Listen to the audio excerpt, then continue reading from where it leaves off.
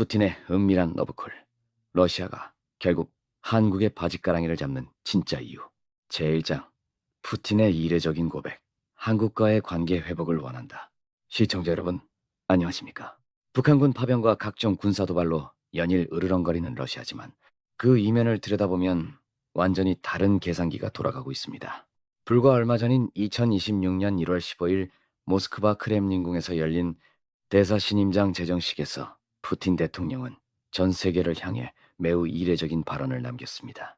유럽 국가들에게는 날선 비판을 쏟아내던 푸틴이 대한민국을 향해서는 과거 양국은 실용적 접근을 유지하며 무역과 비즈니스에서 정말 좋은 결과를 거뒀다며 한국과의 관계 회복을 강력히 기대한다고 공개적으로 구애를 보낸 것입니다. 심지어 지노비예프 주한 러시아 대사는 한국을 가리켜 비우호국 중 가장 우호적인 국가라고 지칭했습니다. 피도 눈물도 없는 불공국 러시아가 왜 유독 대한민국에게만은 협력의 여지를 남겨두며 뒷문을 열어두고 있는 것일까요? 전쟁이 끝난 후 러시아의 전후 복구 시나리오에 그 해답이 있습니다. 제2장. 왜 일본과 서방은 탈락인가? 돌아올 수 없는 강을 건너다. 러시아가 붕괴된 자국 산업을 재건하기 위해 미국이나 유럽, 일본의 손을 내밀 가능성은 제로에 가깝습니다. 러시아 수뇌부의 머릿속에 이들은 철천지원수로 각인되어 있기 때문입니다. 특히 일본에 대한 러시아의 분노는 상상을 초월합니다. 일본은 우크라이나 전쟁 발발 직후 아시아에서 가장 앞장서서 러시아를 고립시키는 경제 제재의 선봉장 역할을 자처했습니다. 반면 대한민국을 바라보는 러시아의 시선은 묘하게 다릅니다. 러시아 언론과 고위 관료들은 한국은 미국의 동맹국으로서 어쩔 수 없이 최소한의 제재에만 마지못해 동참했을 뿐이라며 철저히 일본과 한국을 분리해서 취급하고 있습니다. 무엇보다 한국이 서방의 엄청난 압박 속에서도 우크라이나에 살상 무기를 직접 지원하는 레드라인을 넘지 않은 점을 러시아는 고맙게 평가하고 있습니다. 즉, 전쟁 후 경제 보복의 괘씸죄에서 대한민국은 교묘하게 비껴나 있는 것입니다. 제3장. 왜 중국은 안 되는가? 경제 속국의 끔찍한 공포. 그렇다면 현재 러시아와 찰떡 공조를 자랑하는 중국이 전후 복구를 독식하지 않을까요? 겉보기엔 그렇지만 러시아 엘리트들의 속마음은 완전히 다릅니다. 러시아가 가장 두려워하는 시나리오는 바로 자신들이 중국의 거대한 주유소이자 경제적 석국으로 전락하는 것입니다. 현재 서방의 제재로 빈자리가 된 러시아 시장을 중국산 자동차와 기계들이 채우고 있지만 불만은 이미 폭발 직전입니다.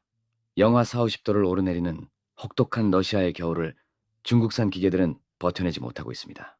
이미 코리안 스탠다드의 압도적인 내구성과 품질을 경험해본 러시아 국민들에게 장고장투성인 중국산은 억지로 쓰는 대체제일 뿐입니다.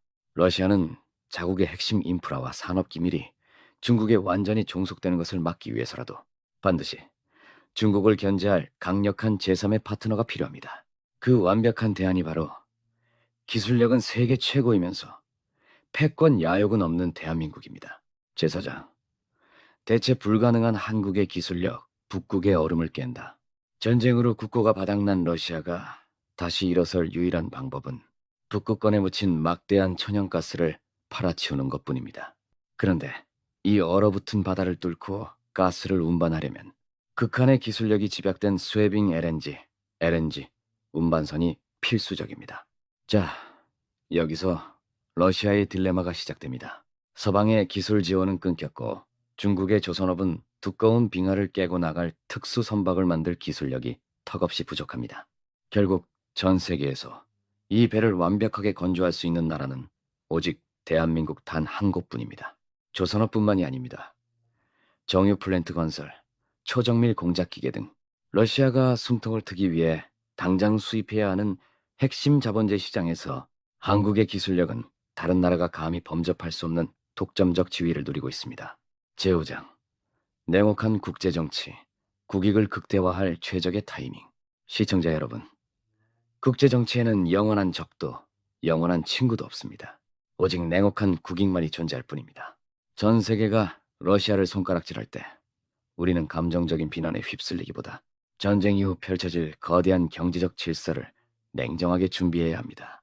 일본이 노골적인 적대 행위로 러시아 시장에서 영원히 쫓겨나고 중국이 기술적 한계와 견제 속에서 겉돌고 있을 때, 대한민국은 이미 러시아가 가장 필요로 하는 대체 불가한 구원투수로 자리 잡고 있습니다. 지정학적 위기를 절면 외교적 줄타기와 압도적인 제조업 기술력으로 돌파해내는 것. 그것이 바로 무역으로 먹고 사는 대한민국이 살아가는 방식입니다.